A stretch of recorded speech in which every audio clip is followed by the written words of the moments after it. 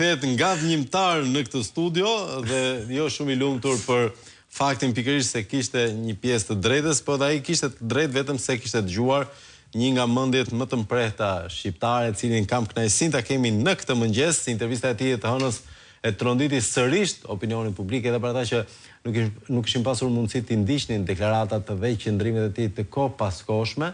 Edvin Prifti është me ne në këtë mëngjes. Mirëmëngjes doktor Edvini. Mirëmëngjes. Përshëndetje. Gjithashtu na duhet të mirëpresim një tjetër mik të emisionit, doktor Erion Dashon nga Gjermania, është i lidhur me ne. Mirëmëngjes Dasho, mirë se erdhe. Mirëmëngjes Flavio. Dasho, po e filloj me ty me pak fare humor, e di që nuk do doja të isha në vendin tënd në këtë mëngjes. Pse? Për shkak të qëndrimeve të shkuara. Qëndrimet kur bazohen mbi evidenca dhe kur bazohen mbi fakte shkencore, asnjëherë nuk ka keqardhje. Pra, gjatë gjithë pandemisë unë jam munduar dhe kam sjell para shqiptarëve, para qytetarëve që kanë dëgjuar komentet e mia dhe ndërhyrjet e mia, atë që ka qenë evidenca më e mirë e asaj kohe dhe ato që kanë qenë këshillat që kanë dhënë organizatat më prestigjioze që merren prej dekadash ose shekujsh me shëndetin dhe jetën e qytetarëve në vendet e ndryshme të botës, përfshirë edhe Shqipërinë. Për këtë arsye, të gjitha ato qëndrime të mia kanë qenë, siç e thash, në koherencë të plotë me këto evidenca dhe për këtë arsye nuk ka asnjë arsye për keqardhje. Po shumë mirë, ndërkohë tjetër evidenca kishte edhe Edvin Prifti, por një qëndrim krejt tjetër dhe ditën e djeshme Prifti nuk e di kam përshtypjen duhet jeni ndjer pak a shumë si, po e them edhe këtë me batut, si Berisha kur i hoqën non gratën.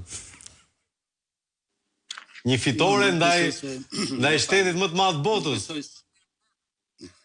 Nuk besoj se ka vend për satisfaksion nga ajo që ndodhi dje në Senatin Amerikan, e cila tregoi në mënyrë definitive maskaradën e madhe të shkaktuar jo nga një njeri, siç është Antonio Fauci, por nga një grupim njerëzish dhe pikërisht u vërtetua nga fakti që ai për 111 herë radhazi, pavarësisht deklaratave të mëparshme ku ai kishte thënë që unë flas vetëm të vërtetën, besoni në shkencë, besoni në këtë etj, ai për 111 herë rresht thërriti amendamentin e 5 për të mos kthyer asnjë përgjigje, duke na kujtuar seansat e Senatit Amerikan të viteve 50-60 me Don Valacin apo Don Vito Genovezen, mafiozët e famshëm të 5 familjeve të mëdha të New Yorkut, të cilët bënin pikërisht të njëjtën gjë,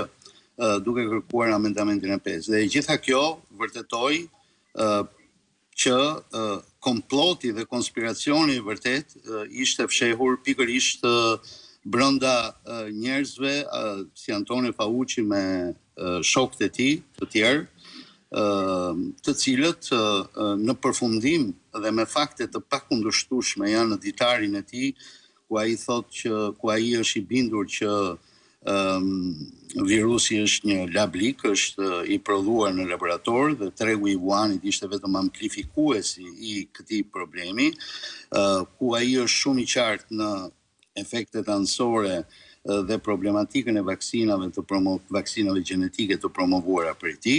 E pra pikërisht në momentin që neve jemi përballë një konspiracioni, një komploti apo një projekti, quajeni si të doni juve, i bërë nga një grupim njerëzish, të cilët sot janë përballë akuzave një pjesë e tyre, si puna e Peter Daszak, presidenti Eco Health Alliance etj.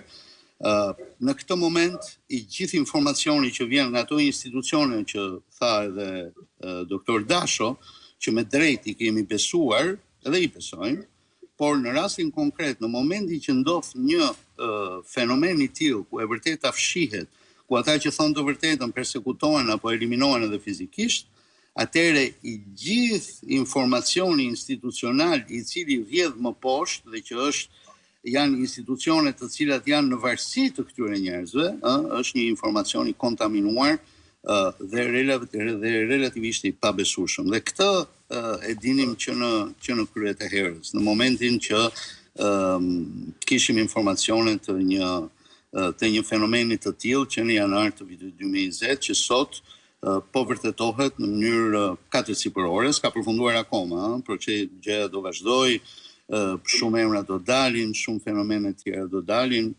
Këtu do jemi, të jemi gjallë dhe do t'i shikojmë të gjitha rresht.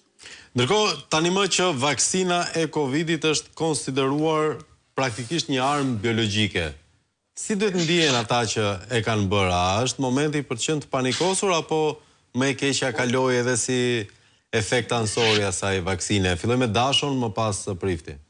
Do më mirë kuptosh atë. Po, çfarë thua, flasin njerëz të fushës. Atëherë nuk ka asnjë provë, Flavio, që vaksina e Covidit është një armë biologjike. Vaksina e Covidit ka qenë dhe ishte një preparat i cili u prodhua në mënyrë që sfidoi të gjithë industrinë farmaceutike dhe industrinë e biomjekësore të kohës. Brenda një viti u arrit që të krijojë